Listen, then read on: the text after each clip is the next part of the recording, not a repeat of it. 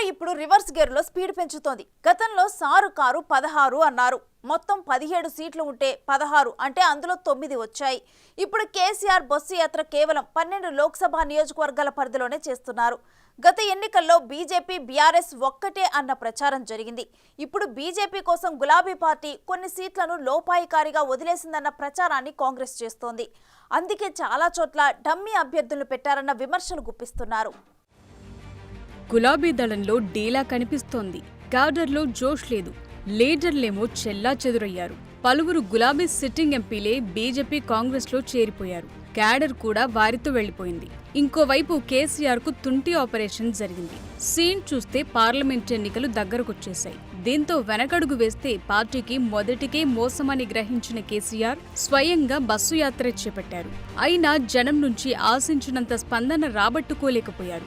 ఇంకోవైపు కాంగ్రెస్ 6 గ్యారంటీలు, ఉచిత బస్సు ప్రయాణం, రైతు భరోసా నిధులు జమ చేయటం, రుణమాఫీపై 15 ఆగస్టు గడువు పెట్టడం ఇవన్నీ జనాన్ని ఆలోచింపచేస్తున్నాయి. వీటి నుంచి జనం దృష్టిని మళ్లించేందుకు ప్రయత్నాలు చేస్తున్నా వర్కౌట్ కావటం లేదనుకుంటున్నారు.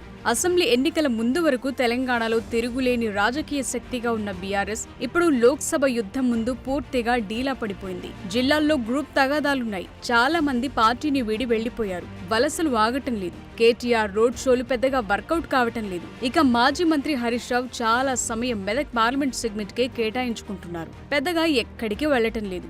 ఆ సీట్ను నిలబెట్టుకోవాలని ఆపసోపాలు పడుతున్నారు. ఇవన్నీ పరిణామాలు చూస్తున్న ప్రత్యర్థి పార్టీలు బీఆర్ఎస్ కు భయం పట్టుకుందని, ఒక్క సీట్ రావటం కూడా గగనమైపోయిందన్న వాదనను తెరపైకి తెస్తున్నాయి. టీఆర్ఎస్ మరుగున పడతా ఉంది, డౌన్ అయిపోయింది. కాంగ్రెస్ వర్సెస్ బీజేపీని ఫైట్కి వస్తూ ఉంది. ఎందుకంటే బీజేపీ టీఆర్ఎస్ ఒకటే అనే అభిప్రాయం వచ్చేసింది. అండర్స్టాండింగ్ ఉందని తెలిసిపోయింది. అనేక రకాల ఇబ్బంది నుంచి కేసీఆర్ ఓడిపోవడం కారణం కూడా అదే. బీజేపీ వస్తామని పని ఉంది. కవితని నరస్కాన్ని కాపాడుకుంటున్నాడు. ఇవన్నీ ఆయన ఓడిపోయాడు. ఒక దశలో బీఆర్ఎస్ కు బలమైన ఎంపీ అభ్యర్థులు దొరకటం కూడా కష్టమైంది. వరంగల్లో టికెట్ కేటాయించిన తరువాత కూడా కడియం కావ్య గుడ్ బై చెప్పేసి కాంగ్రెస్ లోకి చేరి పోటీ చేస్తున్నారు. వరంగల్లోనే కీలకమైన నేత ఆరూరి రమేష్ బీజేపీలోకి వెళ్లి ఆ టికెట్ పై పోటీ చేస్తున్నారు. చెప్పాలంటే గులాబీ పార్టీకి వరంగల్లో బలమైన అభ్యర్థే లేకుండా పోయారు. అది పరిస్థితి. పైగా సికింద్రాబాద్, హైదరాబాద్, మల్కాజ్గిరి, వరంగల్, మహబూబ్ నగర్, చేవెళ్ల, ఆదిలాబాద్ లాంటి స్థానాల్లో బీజేపీకి లోపాయికారిగా పనిచేస్తున్నట్లు కాంగ్రెస్ డౌట్లు కూడా వ్యక్తం చేసింది. పైగా కేసీఆర్ కూడా 12 లోక్సభ నియోజకవర్గాలే కవర్ అయ్యేలా బస్సు యాత్ర చేస్తున్నారు. మొత్తం 17 ఎంపీ స్థానాలుంటే 12కే పరిమితమవుతున్నారు. ఈసారి లోక్సభ ఎన్నికల్లో బీఆర్ఎస్ కు ఒక్క సీట్ కూడా రాదని, 2-3 సీట్లలో డిపాజిట్లు దక్కించుకునేందుకే కేసీఆర్ తాపత్రయపడుతున్నారని మంత్రి కోమటిరెడ్డి వెంకటరెడ్డి కౌంటర్ వేశారు. ఎన్నికల ఫలితాల తర్వాత బీఆర్ఎస్ ఆఫీస్ కు తాళం వేస్తారని చెప్పుకొచ్చారు. తెలంగాణ విషయానికి వస్తే ఈయన గురించి మాట్లాడాలన్నా వద్దా? మాట్లాడితేనేమో ఈయన గురించి మాట్లాడాలంటే రామాయణం చెప్పినంత ఉంటే ఈయన అబద్ధాలు. ఆయనని తిట్టినా వేస్టే. ఇప్పుడు ఆయన గురించి మాట్లాడినా టైం వేస్టే అనిపిస్తుంది. ఎందుకంటే నేను ఒక 4 నెలలుగా మంత్రిగా ఇప్పుడు ఈ 2 నెలలు వివిధ కాన్ఫరెన్స్లో తిరుగుతూ ఇక చచ్చిన పాముని మళ్ళా చంపేది ఎందుకని చెప్పినట్టు ఆయన తిట్టినా ఒకటే, ఆయన గురించి ఎక్కువ మాట్లాడినా టైం వేస్ట్ అని నా ఉద్దేశం. ఎందుకంటే 1-2 స్థానాల్లో డిపాజిట్ కోసం ఆయన పోరాటం చేస్తుంది తప్ప ఏ ఒక్క స్థానం వచ్చే అవకాశం లేదు. కాబట్టి నా టార్గెట్ అంతా ఇవాళ కులాల మతాల మధ్యలో ఘర్షణ తీసుకొచ్చి ఎన్డీఏ కూటమితోనే మా టార్గెట్ ఇక్కడ.